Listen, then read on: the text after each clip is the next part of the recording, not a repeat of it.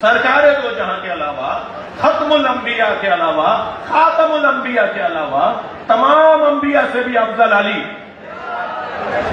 تو حلف سے نہیں اترتا بعض لوگوں کے۔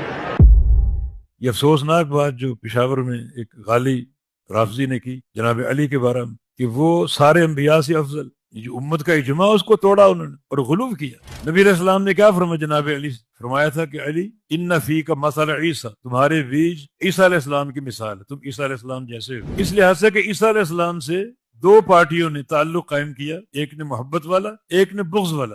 اس تعلق کی بنا پر دونوں برباد ہو گئے۔ عیسائیوں کا تعلق محبت والا تھا، عیسیٰ کو الہ بنا دی، اور کسی نے کہا وہ اللہ کا بیٹا ہے، غلو ہے۔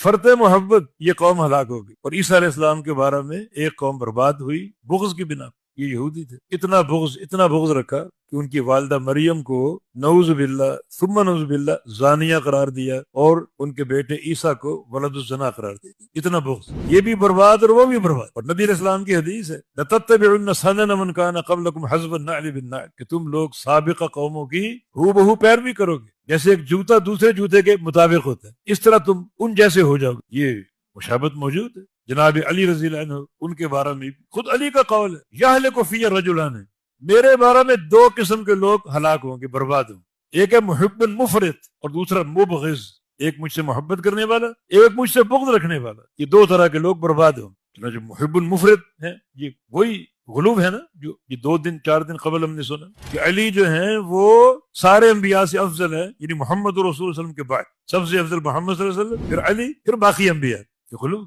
طرح طرح کے اظہار اس محبت کے غلوب کے، اور مبغض بغض رکھنے والے بھی خارجی طرح طرح کے بہتان لگائے، علی کو کافر تک کہا، جھوٹا کہا، یہ بھی برباد وہ بھی برباد۔ بالکل وہی یہود و نصارہ والی شبہ ہے جو اس امت میں موجود ہے جناب علی کے بارے۔ علی صحابی ہیں، علی داماد رسول ہیں، علی محبوب رسول ہے، اللہ کے محبوب ہے، علی خلفائے راشدین میں سے، علی عشرہ مبشرہ میں سے، یہ سارا منہج اعتدال، لیکن معبود نہیں، الہ نہیں۔